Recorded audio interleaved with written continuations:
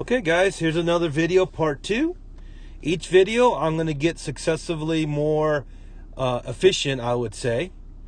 And so therefore guys, it's important that you go in order. So if you haven't watched part 1, watch part 1 first. But let's get going. So in this one here, notice right here, I know my slope is -6. Now remember guys, we always need our slope to be rise over run. So I'm going to put a 1 underneath there, right? So any regular integer, I have to put a 1 underneath it. That's how we get rise over run. But the first thing we're actually going to do is start with that number there. Remember, if you know y equals mx plus b, you know that that number is my b. My b is 4. So I'm just going to count up 1, 2, 3, 4 spaces. And that point right there is the first point on my line. Now, all I need to do is the slope of the line.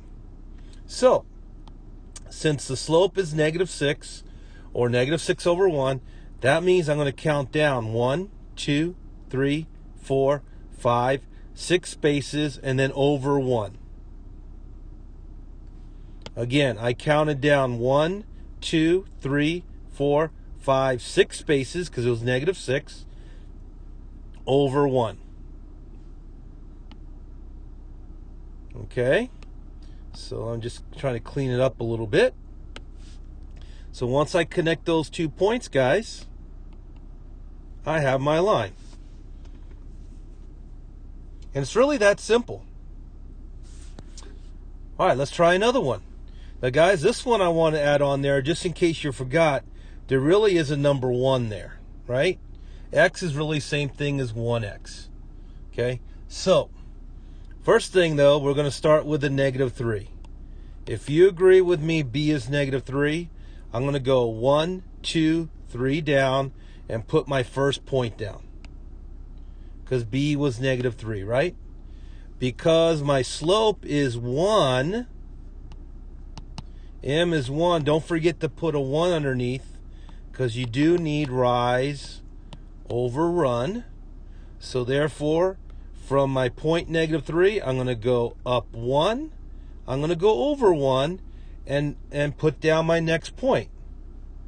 Up 1, over 1. I could do another point. Okay? And let me clean it up here.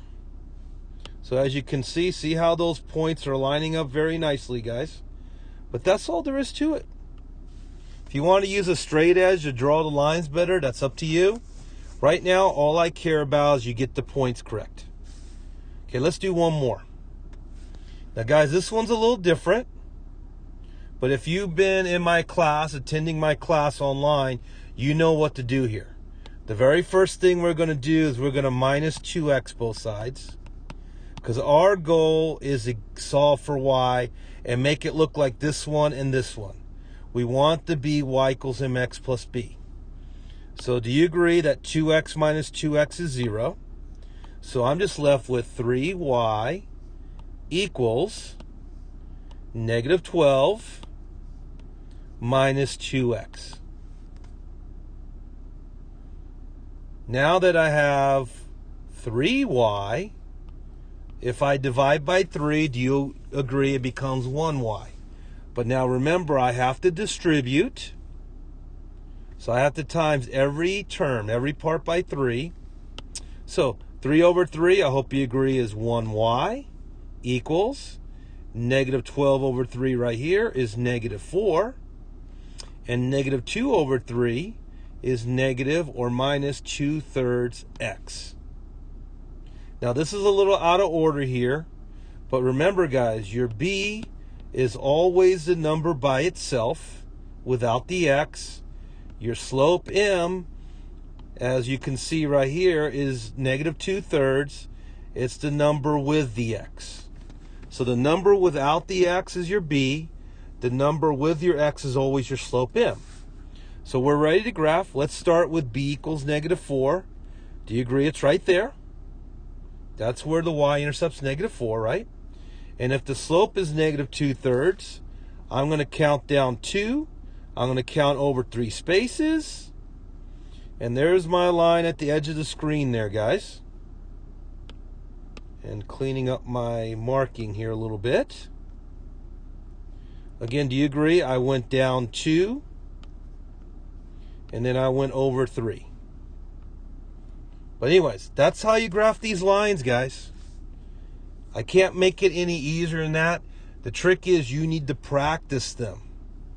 Okay? You need to make sure you practice them in CUDA. And I'll see you around.